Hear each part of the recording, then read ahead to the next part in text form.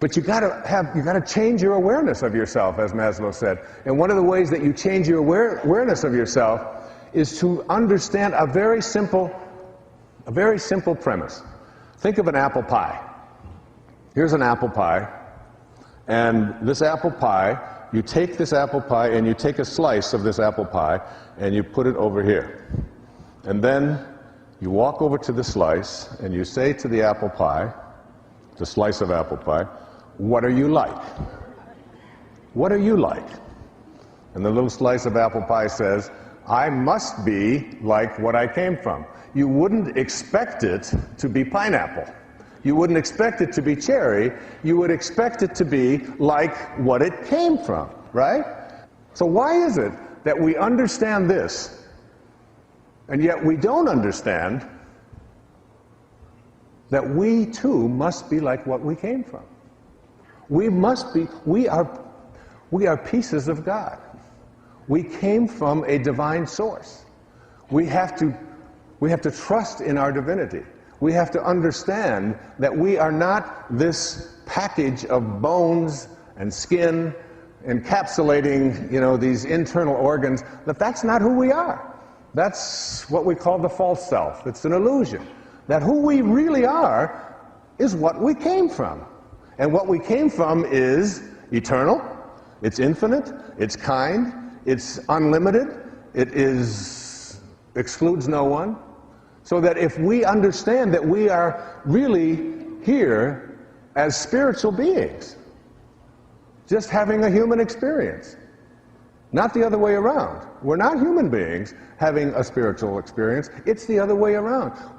Our essence is our greatness, what we came from. We must be like what we came from.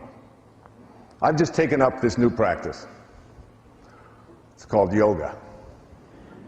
Now, I'm 65 years old, and I've decided that there are certain things that I was told that I couldn't do at earlier stages of my life that I've decided I'm taking on. I don't care what my age is or what anybody else has told. What Mrs. McConnell told me in the 6th grade at Marquette Elementary School in Detroit, that you don't have to come to art class.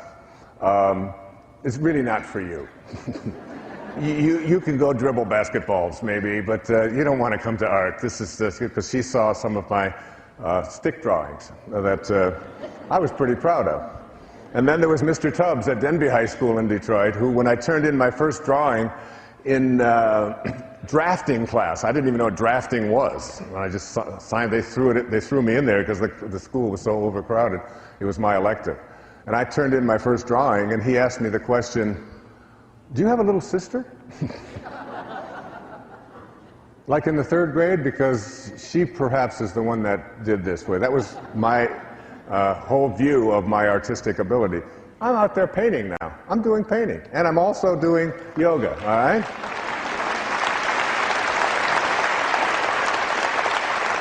And I've learned some things about myself in the process of doing this. It was like a change in attitude, a shift, a belief system that I no longer was hanging on to. And that's what we have to do. It doesn't matter what your age is. It doesn't matter what your beliefs have been. It doesn't matter what other people have tried to convince you of in the past. When you move into spirit and have a knowing that I have the capacity to be able to do this, you leave behind the false self. And the false self is really nothing more than this ego. Look, you came from a divine place that is unlimited, that says you can be anything you put your attention on. And then you bought into a whole series of beliefs that were handed to you by very well-meaning people attempting to convince you that you had limitations, that you couldn't do this, that this wasn't possible. And I'd like to suggest to you that you took on something called an ego. E-G-O. An ego.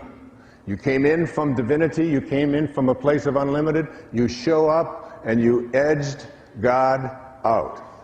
E-G-O. And when you edge God out, It doesn't mean that you're sacrilegious. It doesn't mean that you're not a moral person. It means that you take on a belief system that says, who I am is no longer this infinite divine being who can step outside and observe this body and believe that he can make it do whatever I put my attention on and use it to have the same powers that is spoken about in the New Testament. Even the least among you can do all that I have done, and even greater things. It's within each and every one of us, except that we bought into an idea that who we are is what we have, who we are is what we do, who we are is what other people think I am, who I am is separate from everybody else, who I am is separate from what I would like to attract into my life, and who I am is separate from my source. And we believe in this separation, and we believe in this identity that who I am is what I have. So we start accumulating. We accumulate and accumulate and accumulate. The problem is that when you stop accumulating, and if who you are is what you accumulate, then you have no value as soon as your things start to disappear, as soon as they wear out, as soon as somebody else takes them, as soon as the government taxes them, as soon as any number of things. Who I am is what I do. If you no longer can do, then you aren't. You no longer exist. Who I am is my reputation, and we raise our children often to believe that what's most important is what other people think of you. Fit in. Do what you've been told to do. Do what the crowd does. Follow the herd. And you know what happens, what you step in when you follow the herd. So we take on all of these sort of false ideas, and we have a tendency to believe them. And inspiration is moving back into spirit. And it's moving back into spirit in such a way that you no longer accept yourself as anything other than divine. I turn to Mother Teresa to offer you a way to improve those negative environmental fields. The following 8 points are from Mother Teresa of Calcutta, followed by my comments on each of her suggestions. People are often unreasonable, illogical, and self-centered. Forgive them anyway. When you notice low-energy conduct of others, rather than allowing it to impact and infect your immediate surroundings, send them a silent blessing. When you forgive them, you choose to not be impacted in a negative manner. If you are kind, people may accuse you of selfish, ulterior motives. Be kind anyway. Your field of energy is protected from contamination by kindness. Kindness that comes from your heart will suffice to keep you from being dragged down into an energy field infected by false accusations. If you are successful, you will win some false friends and some true enemies. Succeed anyway. The world is filled with people who are looking for occasions to be offended. Your success at anything is enough to trigger such a reaction in others. Keep your energy field pristine by focusing on what you know to be your divine purpose, and by doing so, the universe will support and sustain you with what is labeled success. If you are honest and frank, people may cheat you. Be honest and frank anyway. Your energy field will remain uncontaminated as long as you know that you are being honest and frank. This may attract others at the lower energies of dishonesty and cheating to try to take advantage of you. But you will not become their victim because you will have the sense of inner peace that characterizes higher and faster spiritual energy. What you spend years building, someone may destroy overnight. Build anyway. When you eat a banana, the goal is not to finish it, but to enjoy each bite while nourishing yourself. Everything in the material world that is built will ultimately be destroyed. Build not in fear of having it destroyed, but because you are giving expression to the infinite spirit within. If you find serenity and happiness, they may be jealous. Be happy anyway. Happiness is an inside job. You don't get it from anyone or anything. You bring it to everyone in every event of your life. Others may be jealous, find fault with you, and say terrible things about you, but you are free to choose happiness for yourself. The good you do today, people will often forget tomorrow. Do good anyway. Like being happy, doing good is something that you do as an expression of your invisible spiritual essence. Stop looking for the approval and gratitude of others as your reason to do good. Ego, rooted in the material world, urges you to do what you do so that you will be remembered and rewarded as if life were a contest. Remind yourself to give love and to do good because that is who you are, and for no other reasons. And finally, Mother Teresa's last suggestion. Give the world the best you have, and it may never be enough. Give the world the best you've got, anyway. The best, as used by Mother Teresa, implies your highest, most sacred self. Others may attempt to contaminate your energy field by demanding more of you, or by criticizing you, or even by ignoring your efforts. When you return to your highest self, you are independent of those opinions almost instantly, and problems of feeling unappreciated or non-existent. Give the world your spirit and detach from the outcome of your efforts, and your energy field becomes less and less contaminated. Your intellect might protest and attempt to convince you that minefields and silent communication of energy are nonsense. But once you see this at work, you'll know. I've seen it work over and over in my own life. When I'm able to consciously project love, understanding, and compassion to those in my immediate life space, I feel the shift in energy. My wife, Marceline, is a master at this. Marceline has delivered 7 babies without any drugs, each time creating the kind of energy I describe here.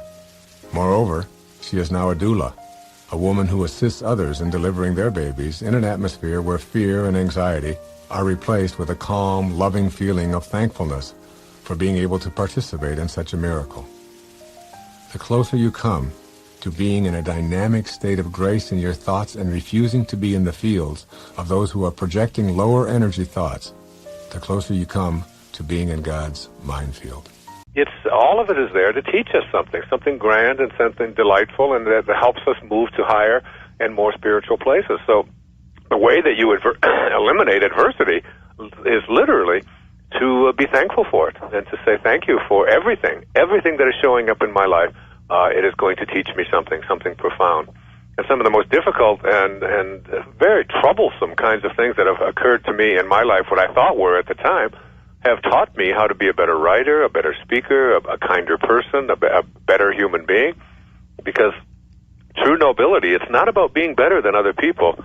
It's about being better than you used to be. And the way that you get better at being than you used to be is by having these challenges show up and then transcending them and overcoming them. I don't look back on my days of drinking, which stopped 17 years ago, as anything other than great and wonderful events that helped me. All of that drinking and all of the behavior and the drugs that I did and all of those kinds of things have helped me to become a stronger, more purified, more decent, better human being, better husband, better father, better speaker, better man as a person. Anyway, let me try to get through the rest of these. We just have a few moments. Okay. Were you going to say something, Diane? Well, I was going to say, do you think people get caught up in the why me kind of mentality? Yeah, I think they do, instead of saying, why not me? So thank you. Thank you for all of it, every single bit of it. I mean, there's a slogan here on Maui that says, no rain, no rainbows. So I always remind people of that whenever there's a rainy day and the tourists are all here and they're all upset about the rain. I say, but you see all those rainbows that you just love every day? They have rainbows over here on the island. You can't have them without the rain. And I think it's a good symbol for our lives. One of the things that Gandhi said that's really, I think, very important is that there's more to life than making things go faster, than making it always increase our speed.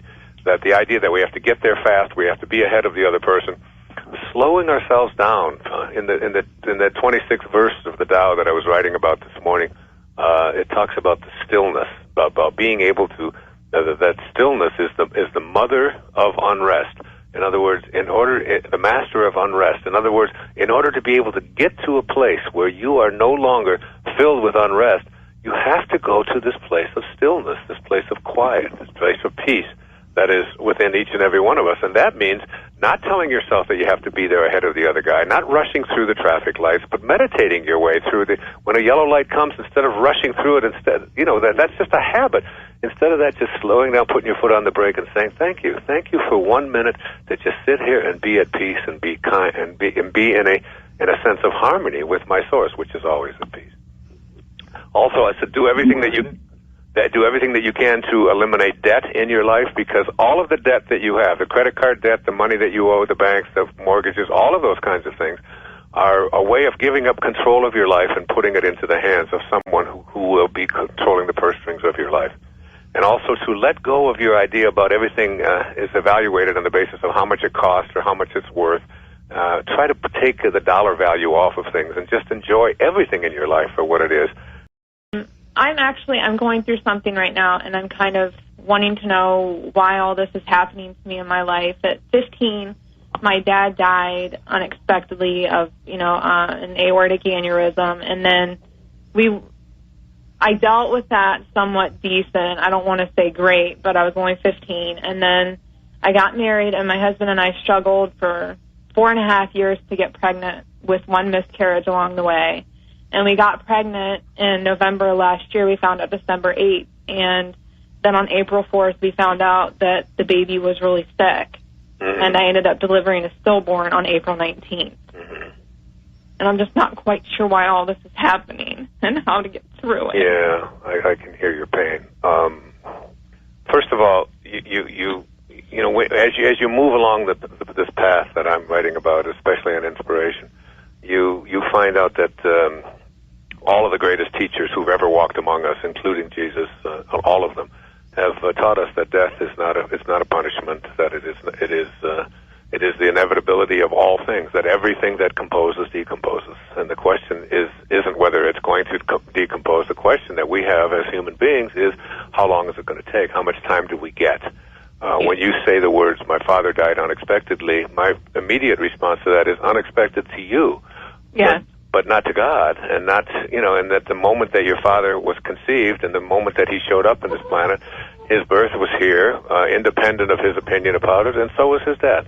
And the same is true of the miscarriages that you've had and the stillbirths that you've had, that there's a perfection in all of this, and that these souls who showed up very, very temporarily, and then for whatever reason that none of us will ever be privy to, weren't ready to show up into this world. What you are doing with it is you're taking it personally. You're saying to yourself, why me? And how could something so terrible as this happen? And how much of this kind of thing do I have to put up with before I'll have peace in my life? And I'm saying to you, have peace in your life now, and even be in a state of gratitude for just the fact that you've been able to participate in the dance of life. You've already created life twice. And because it didn't last as long as you thought it should last, that's just our ego at work.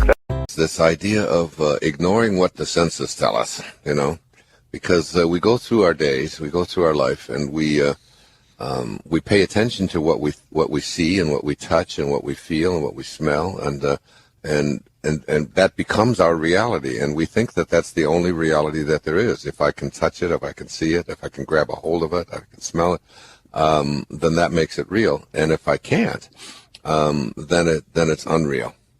And what this is really about is understanding the power of our imagination, so that when we put an I am, let's just say you've got you've got a cold or you've got a flu or something like that, and if you're putting into your imagination, I am well, I am perfect health, I am well, but you watch your nose and it sneezes and it's running, and you got a fever, and you're tired and all of that. The concept of being able to say I am well and living from that place in your imagination, it's like, it's so foreign to us, because we're just so convinced that what our senses tell us is the only reality that there is. And what this is really all about is being able to live from the end and put it into your imagination, and regardless of what your senses tell you, regardless of what it says on the internet, regardless of what information people are sending to you, regardless of what it says on TV or articles that you read or whatever it is, whatever I am you would like to have, including I am prosperous, I am abundant, and you look at your bank book and you say there's nothing in it, and and I've got bills, and how can I go around saying I am prosperous when these are all but it's being able to place into your imagination that I am realizing that the words I am really are the name of God, and to say I am prosperous rather than I will be, because to say I will be prosperous or I will be healthy means to say that I don't have that now, and I don't, and it's something that maybe will come in the future. And until you can assume a feeling of something in your imagination and just live with it regardless of what all of the other physical evidence says, Because basically what we learn is that the physical world is just an illusion, that it's what's in our imagination that is the real, the real truth. And that's just such a hard one for all of us, including me. It really is. Yeah, but I've been practicing it, and I've done it so many times in my life. Being able to say, I always give the example of when I'm writing a book, I have the jacket of the book already made in advance, long before I ever write the first word. And I wrap it around another book, and it's right in my writing space. And every day I already say that this is already complete, because I'm looking at it. So all I have to do now is just allow it to all flow through me. And that's getting into that place of allowing and beginning to forget about, what the physical world is, what all of your past experience has told you, what your whole history has told you, letting go of all of that and to be able to say, I am well, I am happy, I am content. In the Bible, in the book of Joel, there's a wonderful line that says, let the weak man say, I am strong. And being able to say it and feel it and know it, and then you begin to align with the universal force that brings it into being. So it's the power of our thoughts and the power of our imagination that I really want to have people begin to see what they can do with it. There are two kinds of attention, according to Neville: subjective attention and objective attention. Subjective attention is different from objective attention. You want to use subjective attention, not objective attention. Neville says there's an enormous difference between attention directed objectively and attention directed subjectively. And the capacity to change your future depends on the latter. Whatever you have placed into your imagination, you always go to your reality and call that which does not exist as if it did. I am, and I have a rule about it. It's don't complain and don't explain. You don't have to explain what you have placed into your imagination. It is totally yours. One of my great teachers in my life in my early doctoral years was Dr. Abraham Maslow.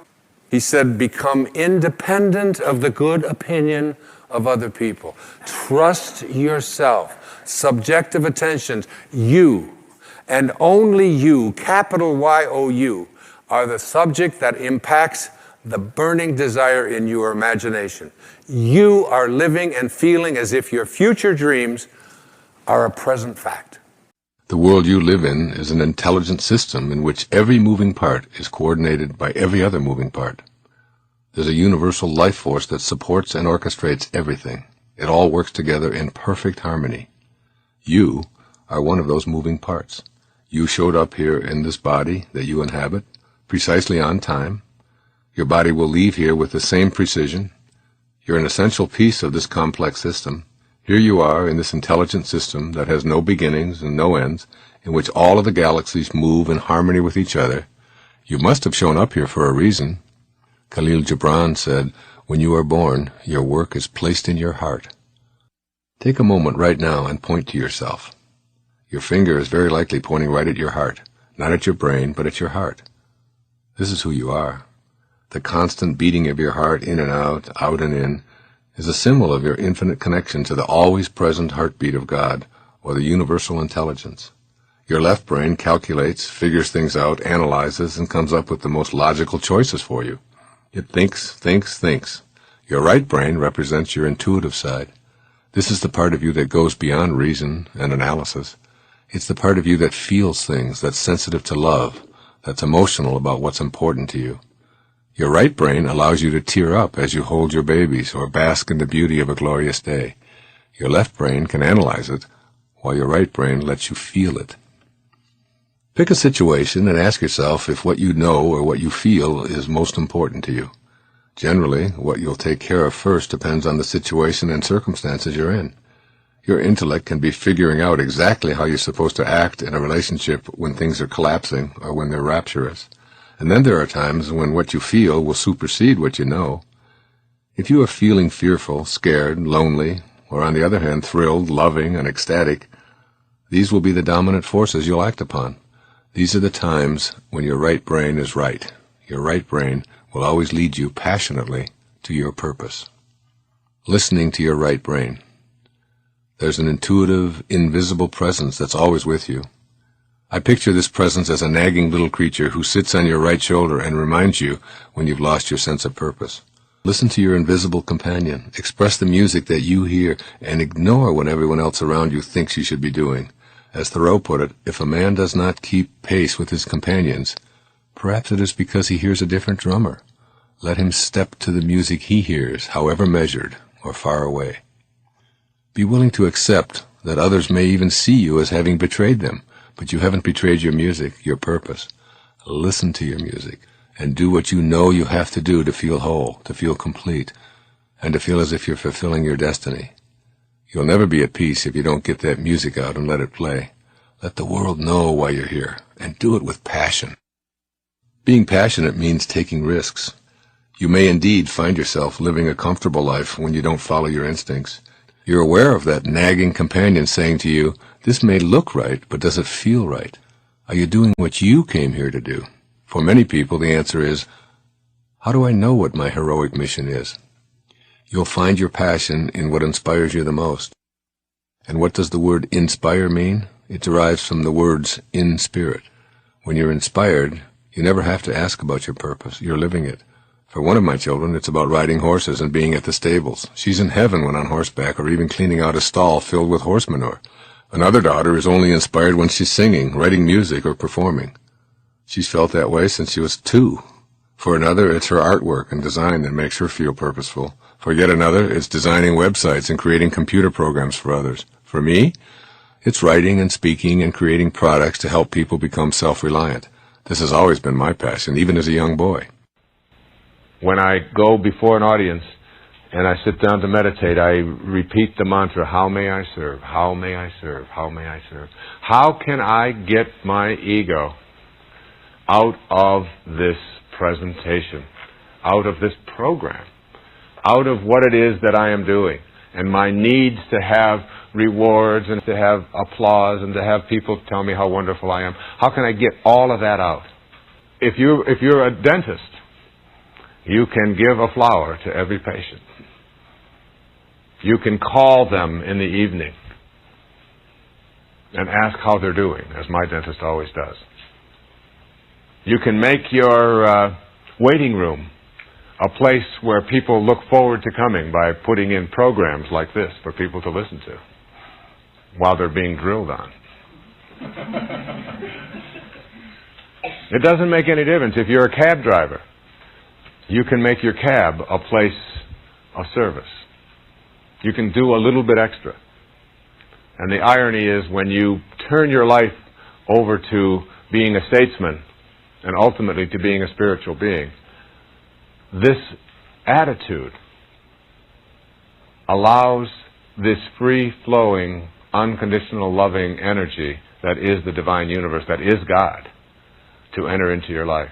And it just keeps going. You're just keeping the channels open, folks. That's all you're doing. You're just keeping it open.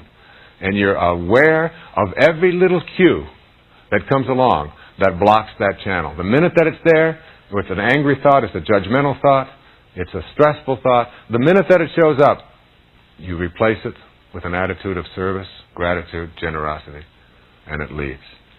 The part of you that knows, the part of you that is infinite, as the poet suggests, the part of you that is every place,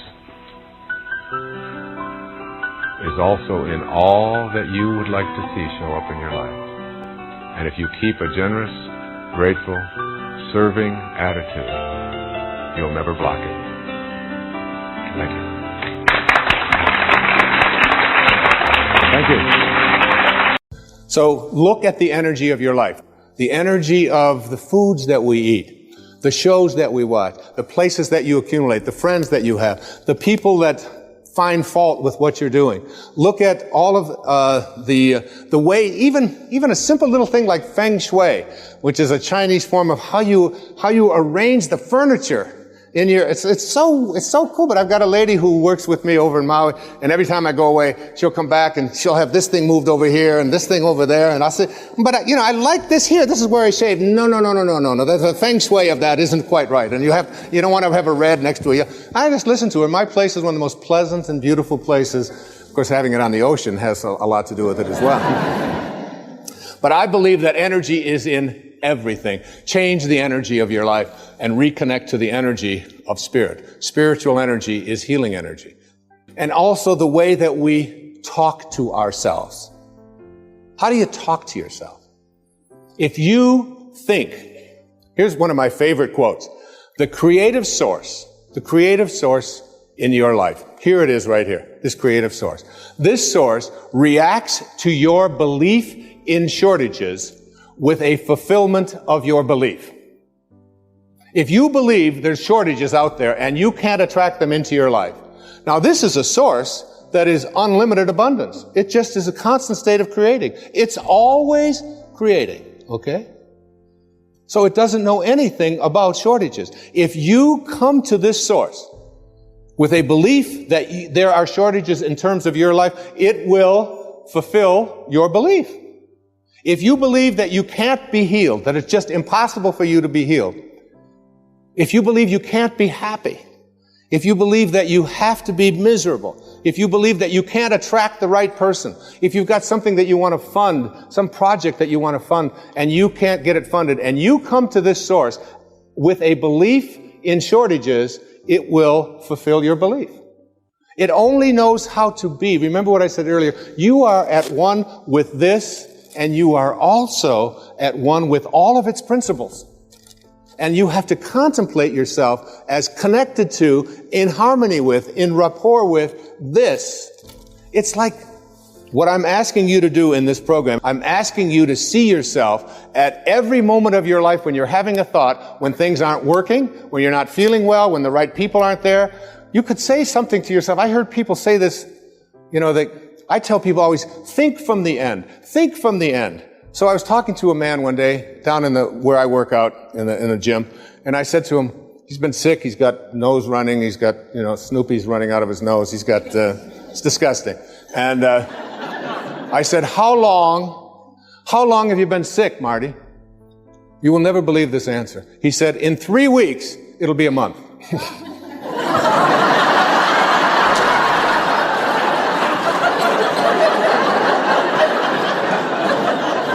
What kind of thinking is that? And if it doesn't work out for some reason, I don't use blame, I don't get anger, I just simply say to myself, this is the way it is supposed to be, and I'm at peace with it. I choose to be at peace because this is peace. You want to watch the resistance. What kind of self-talk do we have? If you think about what is missing in your life, and you talk to other people about what is missing in your life, and you share a lot with what's missing in your life. I'm missing the right person. My soulmate has never showed up, I'm missing the money, I don't have them. And you talk about all the things that are missing in your life. Here's your connection to Source. Remember, you're always connected. The question is, are you ready to stop living at ordinary levels of consciousness? Are you willing to live at a spiritual level of consciousness in which you are in rapport with that which provides everything?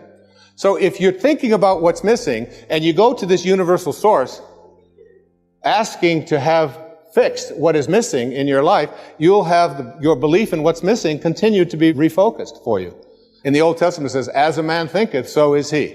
If you think about what is missing, don't be surprised if you keep attracting what's missing into your life. If you think about what always has been, then don't be surprised if what always has been is what keeps showing up in your life. Because thoughts are energy. And the thought of it's always been this way and there's nothing I can do, resistance. What emotion am I feeling? Frustration. I want to change that. What is my guidance system? I'm going to see how in harmony am I with this energy of Source, with the energy of intention. How in harmony with it am I? The source of all doesn't know anything about things being missing. There's nothing missing in this universal source. And you emanated from that. You are a piece of that. If you're always thinking about what they want for you, and there's no shortage of them, they're called relatives. I'm going to write a book someday that's going to be called Your Friends Are God's Way of Apologizing for Your Relatives.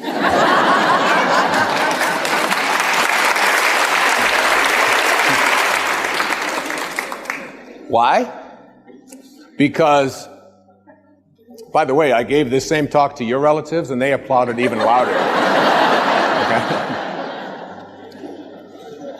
Because a friend is someone before whom you can think aloud. A friend is not someone who makes demands on you and tells you what you should be doing or what you shouldn't be doing. There are very often, because we believe that we're related to people, we have talk, and then what happens with us is that we start talking to other people about what they want for us. And we despise what they want for us. We get angry at them for even wanting that for us, and then we get surprised when what they want for us keeps showing up. See, self-actualizing people, Abraham Maslow once said, the difference between self-actualizing people, the highest functioning people, and everybody else is that self-actualizing people must be what they can be. Self-actualizing people must be what they can be. What can you be? What can you be?